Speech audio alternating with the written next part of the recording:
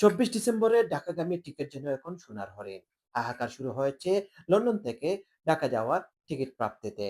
বিএনপির ভারপ্রাপ্ত চেয়ারম্যান তারেক রহমানের দেশে ফেরার খবর ছড়িয়ে পড়তেই যুক্তরাজ্যের বাংলাদেশি কমিউনিটিতে যেন হঠাৎ উত্তেজনা শুরু হয়েছে। লন্ডন, ম্যানচেস্টার, বার্মিংহাম সহ যুক্তরাজ্যের বিভিন্ন স্থানে ট্রাভেল এজেন্সিগুলোতে এখন টিকিটের জন্য উপচে পড়া ভিড়। শুধু তাই নয়, অনলাইনে অনেকেই খুঁজছেন টিকিট, কিন্তু টিকিটের দেখা পাওয়া যাচ্ছে না।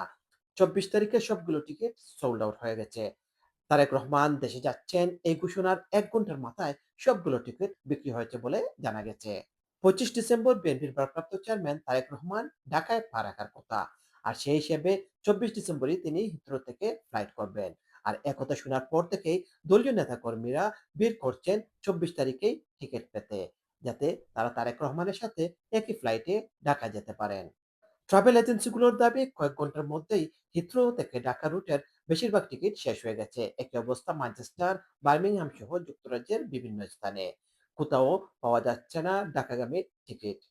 এজেন্সিগুলোর সাথে কথা বলে জানা গেছে সবচেয়ে বেশি চাপ 24 তারিখের টিকিটে। বিশেষ করে তারেক রহমানের সাথে যারা একই ফ্লাইটে যেতে চান, কেউ চেষ্টা করছেন রাজনৈতিক যোগাযোগের মাধ্যমে কোনো বিশেষ পন্থায় তারেক রহমানের সাথে যাবার জন্য নাম তুলতে।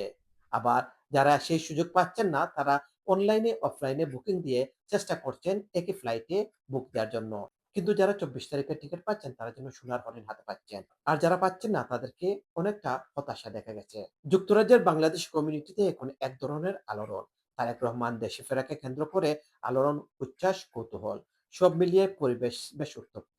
এখন সবার চোখ 24 ডিসেম্বরের দিকে। কিভাবে যাবেন তারেক জিয়া? আর কারাই বা থাকবেন তার সাথে? তা নিয়ে চলছে চারদিকেই গুঞ্জন। মোহাম্মদ আতিকুর রহমান, এজে অনলাইন, যুক্তরাজ্য।